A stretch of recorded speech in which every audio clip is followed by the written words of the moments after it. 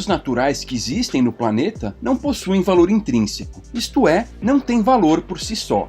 Eles passam a ter valor somente a partir do momento em que seres humanos identificam que tais recursos são capazes de atender nossas necessidades e melhorar nosso bem-estar, sem que precisemos despender uma quantidade exagerada de trabalho para usá-los.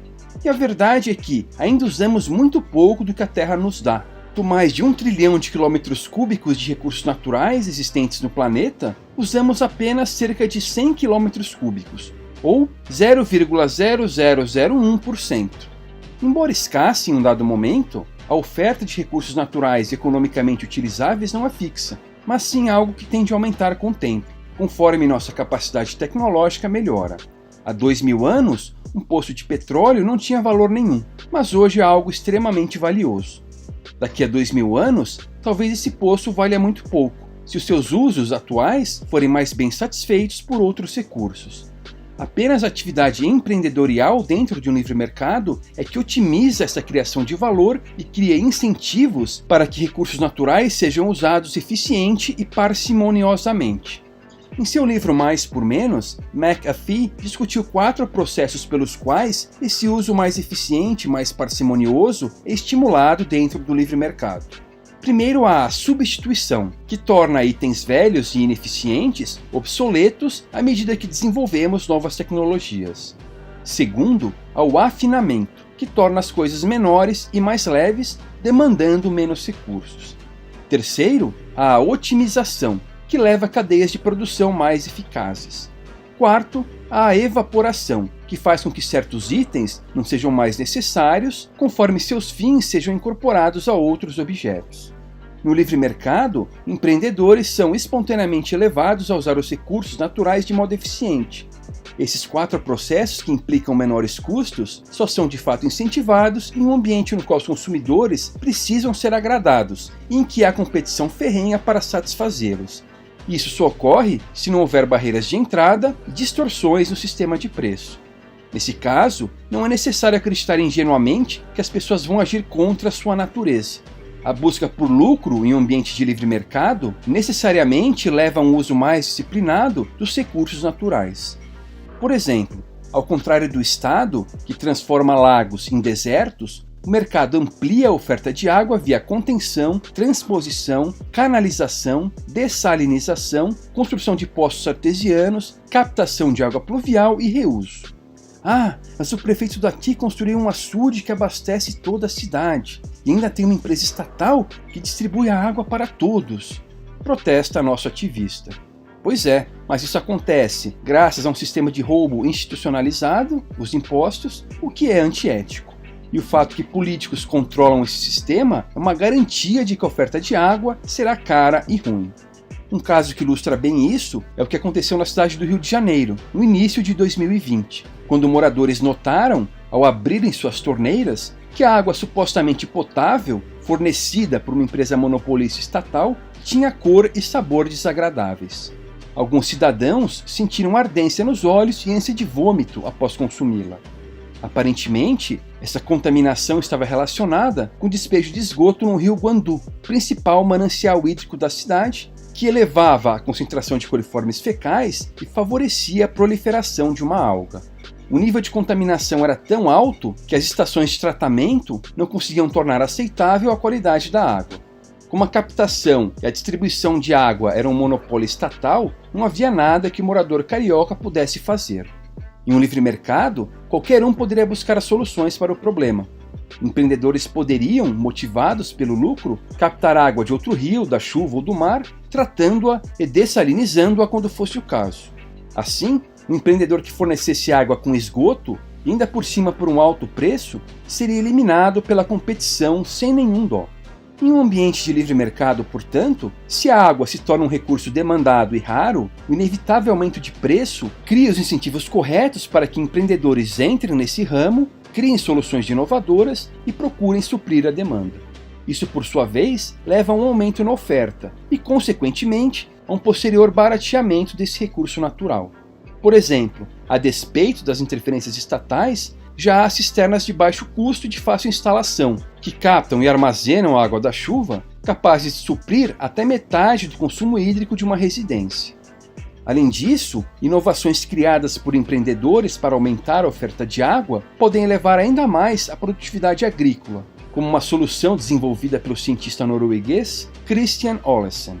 Sua empresa, Desert Control, desenvolveu uma tecnologia chamada de nanoargila líquida, que, quando combinada a solos arenosos, permite que a areia retenha água, possibilitando o cultivo de alimentos. O produto é aplicado no próprio sistema de irrigação da plantação. Como ele favorece a retenção de água, aquilo que seria perdido por infiltração fica nas camadas superficiais do solo, tornando-as férteis.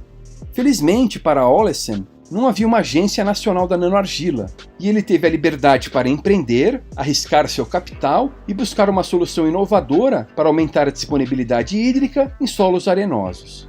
Se sua solução satisfizer seus potenciais clientes, ele fará jus ao seu merecido lucro. Quando o Estado deixa, o mercado traz soluções inovadoras. Como já diz o ditado popular, muito ajuda quem não atrapalha. Mas isso é pedir demais, não é? O Estado não só dificulta ao máximo a vida de quem está buscando aumentar a oferta de recursos naturais, como muitas vezes pune boas iniciativas. Exemplificando, em 2014, um músico goiano que morava em Anápolis, preocupado com questões ambientais, decidiu criar um sistema de filtragem para reciclar e reutilizar a água que usava em sua casa. Com esse sistema, ele conseguiu reduzir bastante o seu consumo doméstico, diminuindo consequentemente o valor de sua conta de água.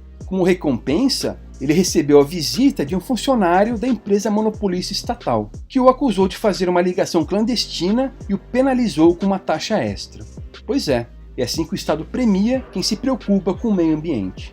Quando o Estado deixa os cidadãos em paz, porém, surge uma ordem espontânea, que tende a racionalizar o uso dos recursos naturais.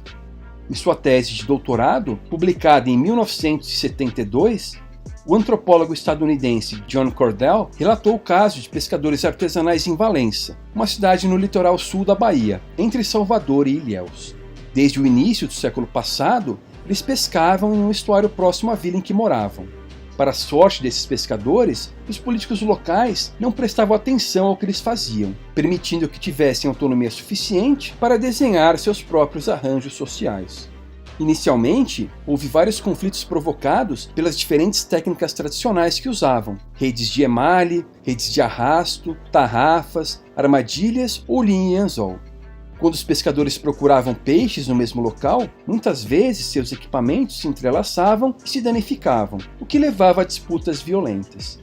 Com o tempo, os pescadores encontraram um arranjo que resolvia boa parte de seus problemas. Eles dividiram o estuário em várias áreas conforme a técnica usada, de modo que, em um dado local, não havia mais diferentes tipos de equipamento, e sorteavam a ordem em que os locais eram usados. Por muito tempo, nenhuma outra comunidade de pescadores se interessou por aquele estuário, de forma que, por apropriação original, eles eram os legítimos donos daquele lugar. As coisas caminhavam em paz e os pescadores seguiam sua rotina, que não era fácil, mas que garantia o sustento de suas famílias. Ainda que imperfeito, especialmente porque não havia um sistema de justiça privada que resolvesse eventuais conflitos relacionados ao direito de propriedade, os pescadores de Valença naturalmente encontraram um arranjo social satisfatório. Mas eis que, nos anos 1960, entraram os planejadores centrais.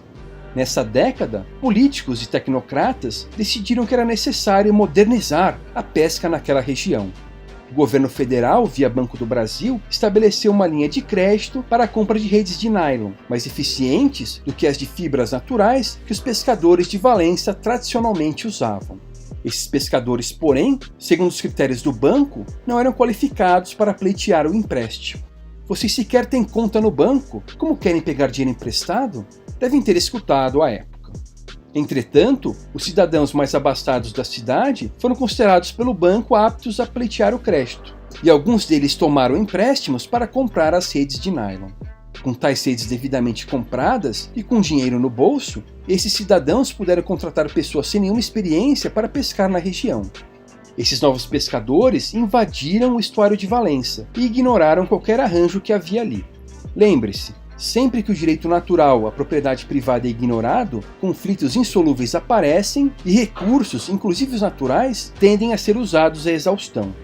Dito e feito, com essa invasão de pescadores, surgiram conflitos violentos entre os novos e os antigos.